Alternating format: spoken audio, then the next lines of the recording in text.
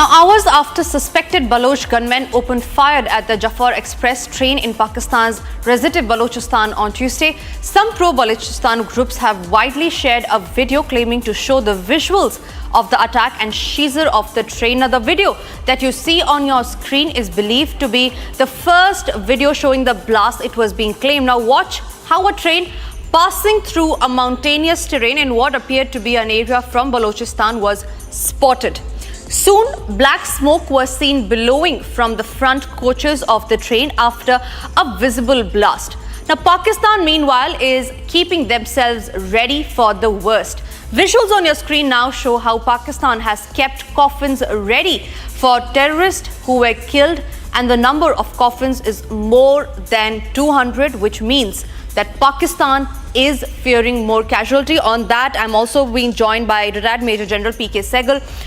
Major General, it is a huge escalation between the Baloch rebels and the Pakistani army. Where do you think it is going to go from here onwards? It's very clearly indicative of things to come. This is just a trailer.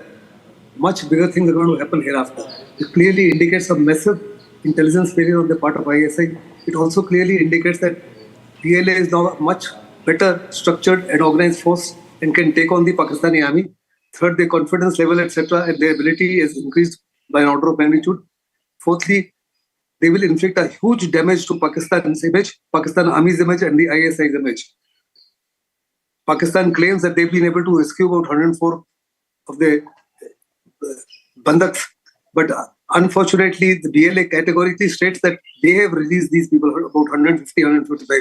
And those who've been released have categorically stated that they've not been rescued by the Pakistani army, but they've been left on their own by the BLA, who did not want to kill any of the civilians or torture any of the civilians, ladies, elderly, or the children. And they've released these.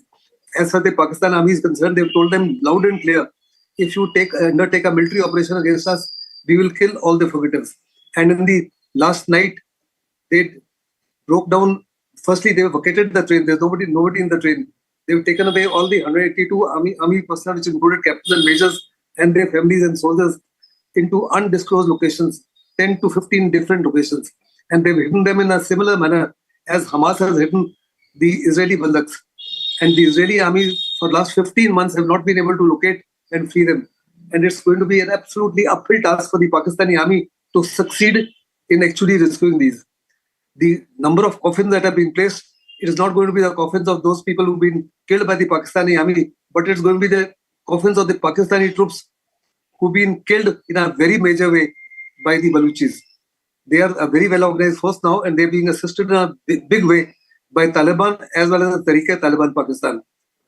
77 years, Pakistan army has been inflicting huge amount of atrocities against Balochis. This mega reaction was bound to happen. And as I said earlier, this is just a trailer of the larger things that are going to happen hereafter.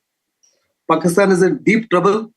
They've got only two options, either to accept their demands, where they said that all political prisoners must be released forthwith, and secondly, all people who've been missing must be released without conditions. If Pakistan comes to that, it will be a huge loss of face for the Shahbaz Sharif government. It will be a huge loss of face for the Pakistani army and the ISI.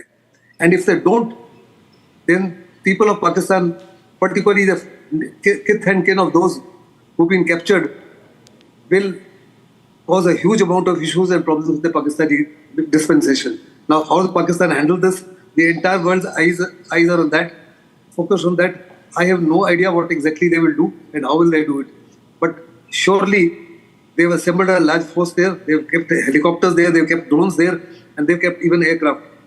Will they bomb their own people? Absolutely. And if they do so, there'll be a huge amount of collateral damage. Absolutely. If you recall when they decided to attack the Taliban Pakistan in Afghanistan, right, 90% of the casualties were on children and women. And similarly, a huge amount of collateral damage will take place, which is going to be unacceptable. Right. The Human Rights Commission will also come down heavily on Pakistan, because they are dealing with their own people, and they're doing exactly the same thing or same mistakes what they did in Bangladesh. Absolutely. They're doing the same mistakes in POK and even in Sindh. They've killed Shias, they're killing Ahmadiyas, they killed the minorities, they've killed Hindus, and they tolerate nobody other than their own people. Right. Pakistan is in- Absolutely. Major General P.K. Sehgal, I completely agree. Pakistan is left with no options. They have to agree to the demand. The BLA army has already given a 24-hour ultimatum. It remains to be seen what